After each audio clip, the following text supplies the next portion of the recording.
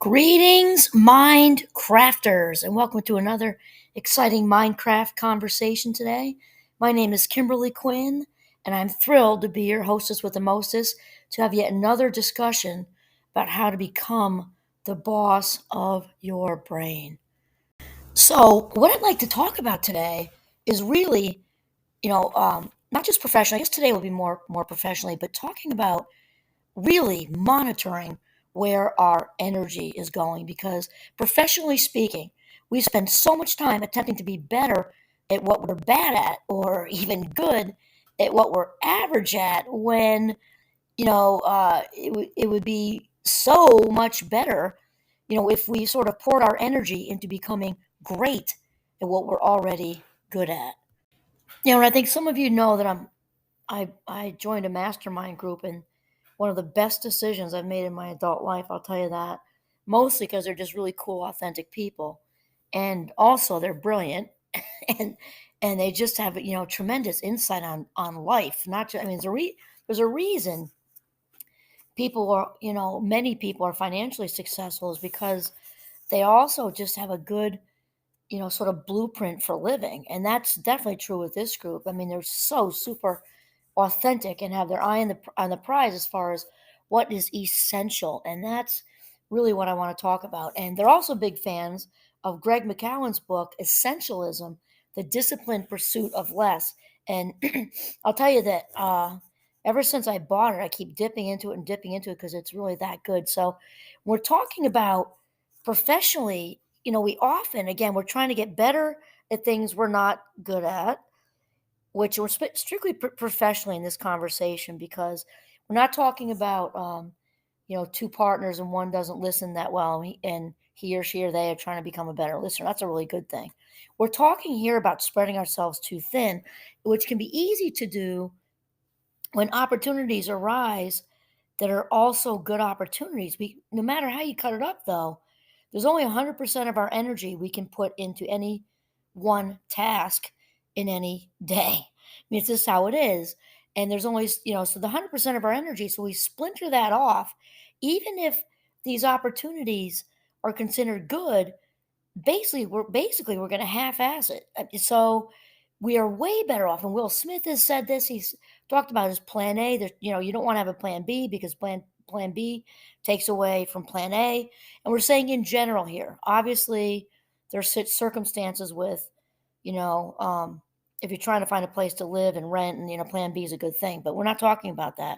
We're talking about professionally, living your best life. And to do that, we also need to start out by really differentiating between a career and a calling, because there's a big difference. Job, career, and calling. Job, of course, there are tiers, there are levels. And a job, of course, is all about the extrinsic reinforcement. That's the paycheck. And again, we're not poo-pooing that. We all need, or not all, most of us need paychecks. So that's a good thing. A work ethic, it's a great thing. However, that's pretty much what the job has to offer. You might be a little bit happy, but pretty much it's a means to an end. There's not usually a lot of opportunity for growth, might be some. Then the next level is career, of course. So this is where there's education involved often, which includes training. I'm thinking like military training to be an electrician, training to be a plumber, and then you go off and have your own business with that. Someday once you get trained up a bit and get kind of the grip and handle on how to manage it. And the career, however, usually has like a little bit more of a fill your bucket situation, like really filling you up. There's a lot of reward in it. And there's also investment in it with your, again, education, training, whatever that looks like. That can be college, graduate school, med school, law school. That can also, again, be all the different kinds of vocations and trainings. And all of that's involved in the military as well. So that sort of thing. But it kind of fills you up a little bit more than a job does. Then there's the calling, which is that one thing we were put on this earth to do. So really, that is my main focus here, the career into the calling, sort of my main focus. Listening to that inner voice so that we are, listening to you know, um, that sort of the clues and cues to what will have us living our highest vibe self, running on being fueled by high octane passion towards a life of fulfillment because there's happiness, which we all want that also, but that's more fleeting, right? Fulfillment, genuine fulfillment is just such an enriched emotion and also state of consciousness if we're talking about flow. And of course, flow is one of my favorites. Mihaly Csikszentmihalyi in his work, and he found that when we are truly in the flow zone, let's say Mozart, Michael Phelps, our very own Olympian here in Vermont, Ellie Purrier, runner. She's ran the last Tokyo Olympics. And then we're talking, and I'm naming off famous people right now. And you can, talk about the writers or think of Ernest Hemingway and just rattle off a lot, lots and lots of authors who were in the zone when they were writing. You don't have to be well known or super, A-list famous. The dancers that are out there, Barishnikov, and thinking Nadia Comaneci, da da da da. We can be regular people. I'm in the flow zone teaching every day of my life. I absolutely love it. Also transfers to because it's educating is really my underlying theme. So doing speaking engagements that are about all these positive things. The workshops I do for my other hat that I wear at Champlain all falls under the same umbrella. And I have to look at I have to keep, a clock close by because I'll keep my students like till midnight because I'm so excited. So we're talking about, and I found out, sort of what I was good at, years ago when the first minute I stepped on campus.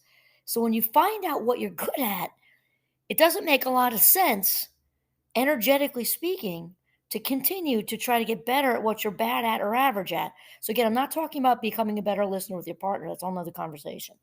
We're talking about your calling professionally. It's way better to hone in on this, the natural stuff you may have talent wise, the skill sets you learn, and most of all, what fills your cup into overflowing with fulfillment. And so Greg McKeown in his book Essentialism, which again I'm absolutely wrapped up in, he says there's basically the essence, what is sort of the core mind of an essentialist, which I'm in the process of becoming. I'm sort of like a novice, but I'm still going to identify that way. I am an essentialist. There's power to saying that. He talks about there being three sort of realities without which existentialist thinking would neither be relevant nor possible. And so the first one he talks about is individual choice. So Greg says we can choose how to spend our energy and time. We're talking about our life minute. That's how I say it, right? Without choice, there's no point in talking about trade offs. So a lot of times you hear people talking about, oh, I can't do that. I'm too busy. Oh, I can't. My schedule does. Who's in charge of your schedule? So you got to really take a look at that. If you're, I'm too busy. I'm too this. And they'll say, I don't even have 10 minutes. And Tony Robbins would say, if you don't have 10 minutes of your own, you don't have a life. And that's just how it is. So realizing that in reality, we are in we're in the driver's seat with our schedule. Not that we can't feel like we're on a runaway train at times, but we really need to take a look at that if that's what's happening, because there's nobody to point the finger at but ourselves. And the next one is the prevalence of noise. Almost everything is noise. And Greg says, and a very few things are exceptionally valuable.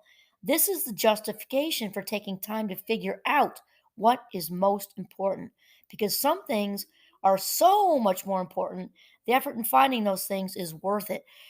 When I first read this chapter, I don't know, a few months ago, I thought, wow, because I know for me, I've definitely had this happen in my life, and I've bitten the hook. I'll tell you that right now. Especially, I think when I was starting out, because I was home with the kids for a while, and I dabbled, and I did a few seminars here and there. But when I really went full throttle into teaching and doing seminars and things like that, anybody who called me to speak, anybody get da da da da da, no matter how small, no matter if I was into it, I just grabbed everything because I was trying to make a name for myself. This is a while ago, a decade and a half or two ago, maybe longer than that, a couple decades ago. Let's just say that. And then and there is something to be said for kind of getting started, but then I kind of got conditioned, for lack of a better word, to just kind of say yes to too much when I didn't need. At a certain point, I wasn't in the paying my dues spot anymore. because I got used to it. This is a good opportunity. It pays well, and it's da da da. Even though it's 4 hours away, and da da, da, and I got a hotel, and and and now I'm very into running around speaking engagements now. But now I have a filter. I have a filter for, first of all, do I love it? Because I have to love it to do it. That's the stage of life I'm in. I have to love it to do it. It has to be worth my time, and that's it. And not to say that I don't do a few pro bono things sometimes, just because I'm a pay it forward person. I actually just did one about I don't know, a few weeks ago at a high school on anxiety and mindfulness and things. But in general now, because if I accepted a lot of these things that are considered good, quote unquote, good opportunities, I would half ass the one big one I wanted to do, or and I don't think we always understand that. And the essentialist is spot on accurate about the half-assing thing, because something's got to give. There is only so many of our life minutes we can devote to any one thing. And the essentialist book, actually, Greg's book, we're not talking about this today, but this does dip into our relationships huge. Today we're focusing on embracing our calling, and he says, that we've really got to realize there is a ton of noise out there. And I actually have to do a shout out to my former dean, Laurel, if she's listening, because um really helped me through, professionally. And also I outed myself to her way early on about my ADHD, which I now refer to as a fast mind club. And it was so valuable with helping me way back when filter out the noise, because there's a lot of noise. When you're out there in the world professionally, there's a lot of noise. No matter what your field is, no matter what it is you're doing, teaching elementary school, you have your own yoga business, you're a lawyer, you're a medical person of all the different types of ways you can be a medical person, whatever it is, people are going to want a piece of you constantly, especially if you're one of those who's good at it and makes it look effortless, makes it look easy. Those are the people that everybody wants, because you're reliable and you make it look so effortless. So we have to really kind of learn to filter out the noise and to sift through what we can realistically take on and do it well. And then the third one, Greg talks about as being the reality of trade-offs. This was my heart. I'm telling you, when I first read this, I'm like, oh my gosh, because I've sort of naturally kind of honed it in, but I got a ways to go with this to be real. Like this, like pulled the blanket off my thinking, and exposed exposed some honesty. I really had to, like, really kind of it did a like it had me reflecting, I guess is what I'm saying. Because I realized that I'm a work in progress with this. I'm not definitely not all the way there yet. So the reality of trade-offs, we can't have it all or do it all. But here's the thing. If you ask me this cognitively, I know that. So if you said, "Hey Kim, do you understand the reality of trade-offs? You can't have it all or do it all." And I would say, "Of course." When you're burning at both ends, something's going to give, and it's probably going to be you, and you're going to get sick. Plus, cognitively speaking, with my degree in cognitive psychology, is my mouth going, or my mind's going faster than my mouth because I'm so excited. I'm also aware of the cognitive reserves and cognitive load, and sometimes things take more cognitive effort than others. Example: washing the dishes versus playing chess with somebody who's really good at it. Okay, those take different amounts of cognitive juice. So I'm aware of all that, and I would tell you that. But in reality, I wasn't really living that fully, partially getting it a little, but not nearly to where I want to be. So I just wanted to put my honesty out there. So Greg says, if we could, there would be no reason to evaluate or eliminate options. Once we accept the reality of trade-offs, we stop asking, how can I make it all work? And start asking the more honest question, which problem do I want to solve? Oh, I love this.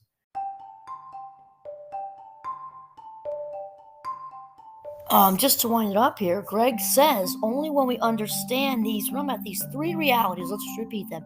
Individual choice. We are the only ones in charge of our schedule. That's just the plain simple truth. The prevalence of noise. Almost everything is noise, and very few things are exceptionally valuable. So we can choose it, our schedule. There's noise everywhere. So we got to realize that. And the reality of trade-offs is that we can't have it all or do it all. We got to make choices. And so only when we understand these realities can we begin to think like an essentialist. And with how I started out with this episode is about, how we spend so much time because we're not making the choices and considering everything as important or most things as important. We spend so much time attempting to be good at what we're bad at or better at what we're average at, when in reality, we are way, way better off and happier and more fulfilled becoming great at what we're already good at. Awesome. Okay, this is Kimberly Quinn signing off from Northern Vermont. Have a mindful day.